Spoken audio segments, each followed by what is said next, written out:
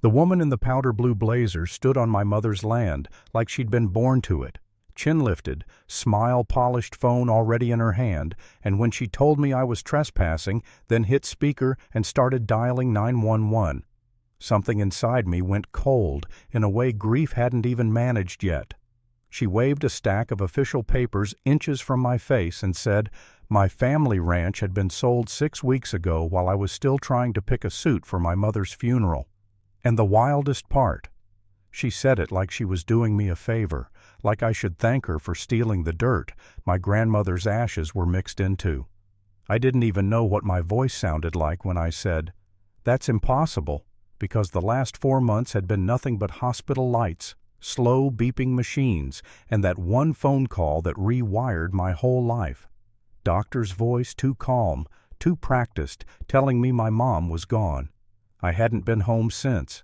I'd been in Austin trying to keep my tiny restoration business afloat, sanding old dressers and fixing broken cabinets, because keeping my hands busy was the only way to keep my mind from replaying the last time my mom squeezed my fingers and tried to smile through the morphine. So when the lawyer's letter arrived, probate complete deed transfer processed, I packed my truck before the ink was dry. I expected grief. I expected silence. I expected that old red gate my grandmother repainted every spring like it was a sacred ritual. What I didn't expect was the gate shining white, hospital white, too clean, too new, like someone had scrubbed the history off it with bleach. Then the sign, fresh pine posts, sharp black letters, Silver Bell Meadows, private community, no trespassing. My stomach dropped. My mom's ranch wasn't a community. It was 70-some acres of Texas hill country that my great-grandmother bought with schoolteacher money and stubbornness, and every woman after her guarded it like a family secret. There were no shared roads, no pools, no clubhouse, no HOA meetings with stale cookies and angry retirees. There was just wind cattle, a barn built in the early 50s, and a porch where my mom used to sit and watch storms roll in like they were theater. I rolled up slow gravel, crunching under tires that hadn't touched that road in months, and I told myself, maybe somebody made a mistake. Maybe it's a prank. Maybe my brain is still broken from grief. Then she came out of the farmhouse, my farmhouse like she owned the oxygen between us. Late 40s, early 50s, perfect hair, pearl earrings, that blazer sharp enough to cut clipboard, hugged to her chest like it was both shield and weapon. She smiled the way certain people smile when they've already decided you're beneath them. Well, she said, letting the words stretch. And you are? I wanted to say everything. My mother died in that house. My grandmother's ashes feed this soil. My great-grandmother drove nails into that barn with her own hands. But grief makes you tired, and tired makes you careful, and careful makes you quiet. So I said the simplest truth. I'm the owner. Ethan Vance. Probate court finalized it. She laughed. Actually laughed like I'd told her I was Santa Claus. Oh, honey, she said, syrupy, sweet, cruel, that paperwork is out of date. Your mother failed to pay community assessments for 3 years. Texas law allows an HOA to recover unpaid dues through a forced sale. This property was auctioned 6 weeks ago. I purchased it legally. 6 weeks ago. The week of the funeral. The week I couldn't eat, couldn't sleep, couldn't do anything except stare at the wall and try to imagine my mother not breathing. My hands started to shake, and I hated myself for it. May I see those documents, I asked, and my voice came out steadier than I felt. She let me hold them, like you let a child hold a fragile ornament 4 seconds, maybe less, then snatched them back. Originals, she said. Copies will be provided through proper legal channels. 4 seconds was enough. See, here's the part she didn't know before I started refinishing furniture before I tried to live a quiet life. I spent years doing insurance fraud investigations, document forensics, staged claims, fake signatures, counterfeit seals. I've stared at enough forged paperwork to recognize the smell of it and her paperwork. It smelled like expensive ink on cheap lies. The notary stamp looked wrong, like a format I hadn't seen used in years. The county seal was just slightly off-center, and the signature at the bottom belonged to a county clerk whose obituary I'd swear I'd read not that long ago. My stomach clenched with a different kind of pain, then not grief, anger. "This ranch has never been in an HOA," I said, and I watched her eyes flick to my truck cataloging it, dusty old working class. Her smile widened just a little, like she decided I wasn't dangerous, just inconvenient. "Sir," she said suddenly, formal, suddenly louder, like she wanted the air to hear her, "I am giving you one chance to leave peacefully before I involve law enforcement." "Ma'am," I said, "I'd like to see your HOA and corporation documents." That did it. She pulled out her phone with theatrical slowness, pressed the screen, and hit speaker so I could hear every word she fed into the record. 911, what's your emergency?" "This is Marjorie Ashford," she said, voice trembling like an award-winning performance president of the Silver Bell Meadows Homeowners Association. "I have a trespasser on legally sold private property. He's becoming aggressive. He refuses to acknowledge valid documents, and I'm concerned for my safety. Please hurry. I'm a woman alone out here." Aggressive. Trespasser. Concerned for my safety. She dropped those words like bricks, building a story around me, while I stood there holding my own probate papers, feeling my mother's absence like a weight on my chest. The deputy arrived fast, young Ernest, the kind of guy who still believed the world was mostly fair if you followed procedures. He looked at her papers, looked at mine, and I could see the uncertainty fighting with his training. "Sir," he said, careful, "they have what appears to be proper documentation." Appears. That word hung there like a lifeline and a warning. I could have argued. I could have gotten loud. I could have become the aggressive trespasser she'd just described. And in that moment, grief and anger and pride all screamed at me to fight right there, right then. But the investigator part of my brain, the part trained to survive con artists, whispered something colder. "Don't give her the scene she wants." So I nodded, handed the deputy my card, and said, "I understand. I'll resolve it through legal channels." Marjorie's smile could have curdled milk. Perhaps she said, dripping fake kindness, "We can work out a small settlement for the confusion your mother's financial difficulties caused." Financial difficulties. My mom paid bills early like it was a religion. She would have eaten ramen for a year before she owed anyone a dime. I drove away with my throat burning, past that barn, past the creek where my grandmother taught me to fish, past the oak tree where my mom scattered my grandmother's ashes and told me when I was little that the land remembers you. I wasn't retreating. I was reloading. Peyton Hale's office smelled like old leather and old victories. Peyton looked like he'd been carved out of weathered oak, silver hair eyes that had seen war rooms and courtrooms. He didn't do small talk. "Tell me about the documents," he said. I described what I'd noticed in those 4 seconds. Notary format. Seal placement. Dead clerk signature. Peyton's eyebrows climbed. "You saw that in 4 seconds. I used to get paid to notice," I said, and saying it out loud felt like sliding a weapon onto the table. His paralegal, Letitia, started hammering databases like she was angry at the keyboard. "Silver Bell Meadows Homeowners Association," she said, reading off the screen, "doesn't exist. No corporate filing, no registered agent, no assumed name certificate. Nothing."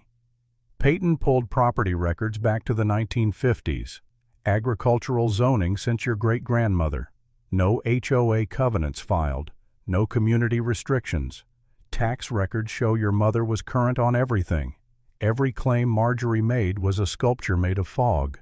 "She's done this before," I said, "because a con like that isn't improvised." Peyton nodded once, slow. "Then we find where she practiced."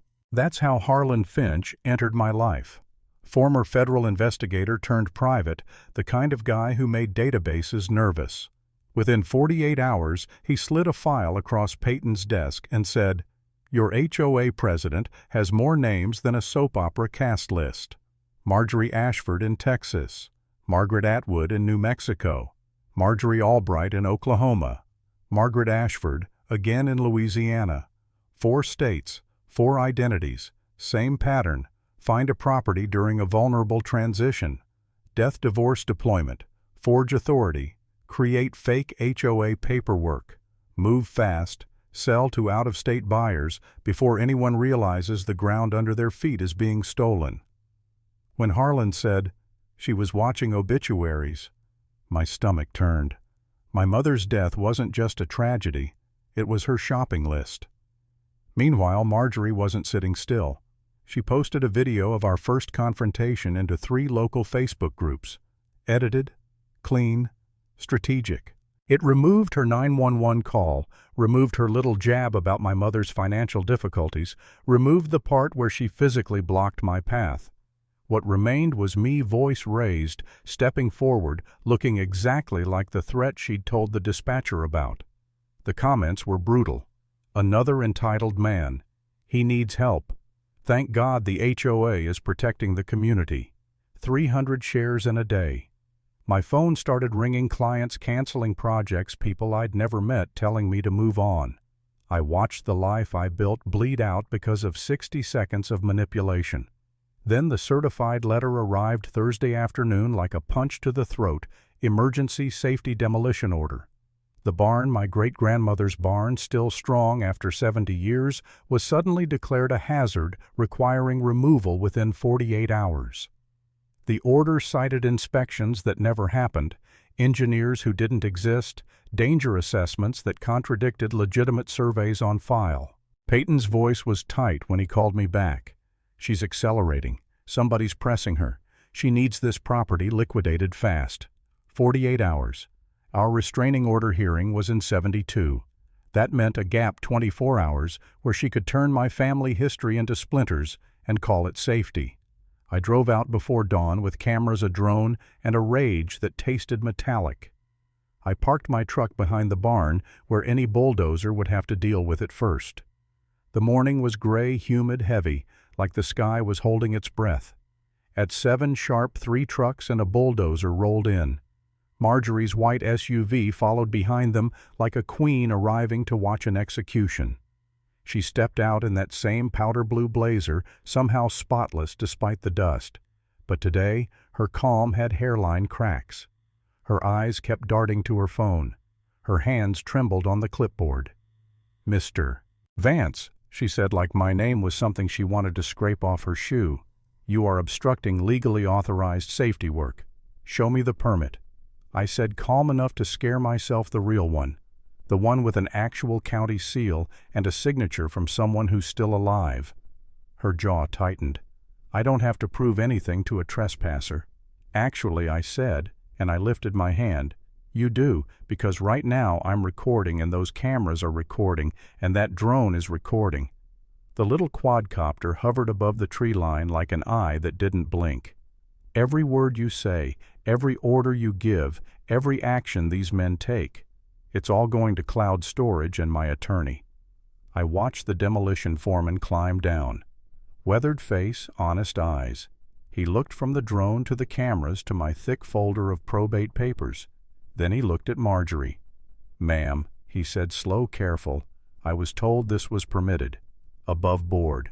He nodded toward the equipment. "This doesn't look above board. My crew doesn't work without verified permits." He turned to his guys. "Pack it up. We're done."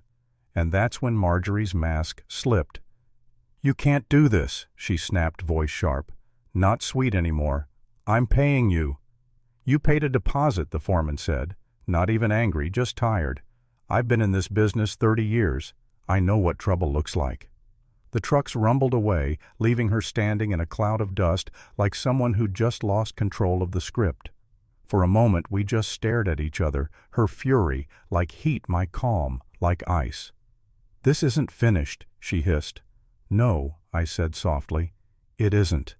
But when it is, you're going to wish you picked a different grieving son." She drove off, and I didn't celebrate because people like her don't stop when they lose once they get darker. 3 days later, she proved it.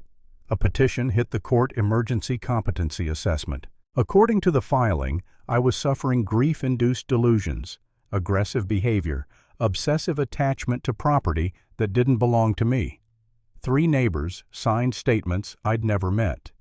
New arrivals, suddenly members of her ghost HOA willing to testify that I was unstable. Peyton explained it like a surgeon describing a cut. If she gets you declared incompetent, you lose standing. You lose your voice. Your fraud claims become easier to bury. I sat in the parking lot after the court-appointed psychiatrist appointment and stared at my hands on the steering wheel like they belonged to someone else. Every honest answer I gave her sounded like proof I was delusional. Do you believe multiple people are conspiring against you? Yes, I said.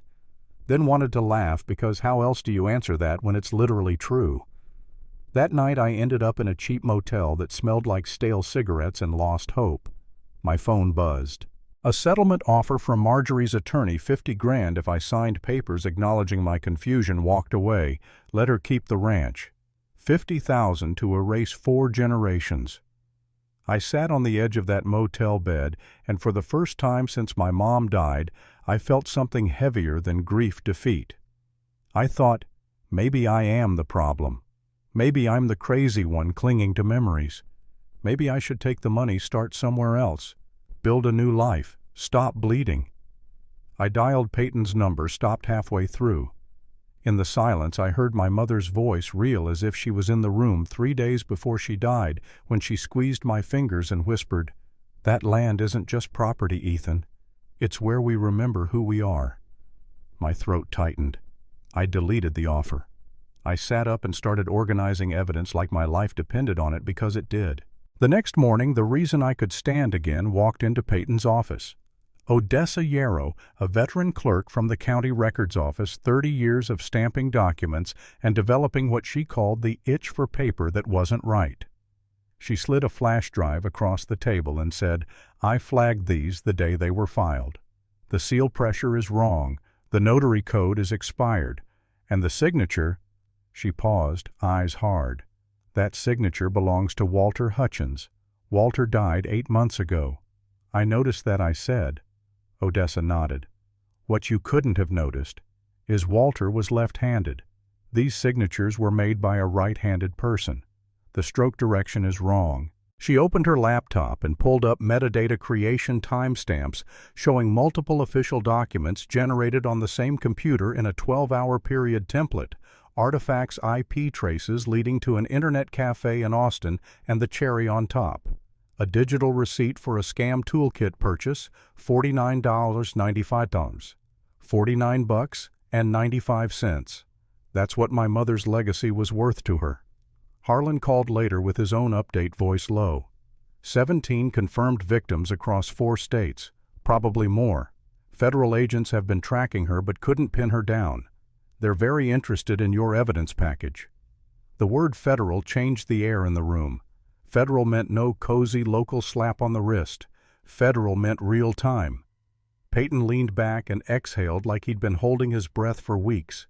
"Now," he said, "we stop playing defense." Sheriff Leland Crisp came in person when Peyton handed him the file. He was the kind of lawman who didn't mind admitting mistakes, but he hated being played. He listened, jaw tight, then picked up his desk phone. "Dispatch," he said, "I need units at the Vance property, and get the DA on the line." He looked at me. That first day, I put my deputy in a bad spot. That woman played my department. I don't take kindly to that. My heart hammered. "My concern is timing," I said. "If she suspects, she won't." Crisp cut in, grabbing his hat. "Tonight I'm serving a warrant." They found her on my front lawn hosting a community meeting, folding chairs lined up in a neat semicircle on the grass where my mom used to plant wildflowers. She stood in front of a presentation board with glossy renderings of future amenities, gesturing toward my pasture like she was already selling it in her head. When the sheriff's cruiser rolled up the gravel drive, no lights, no sirens, just that slow, final crunch. Marjorie didn't notice at first because she was mid-sentence performing authority like it was oxygen. Then the cruiser door opened and the entire world seemed to tilt,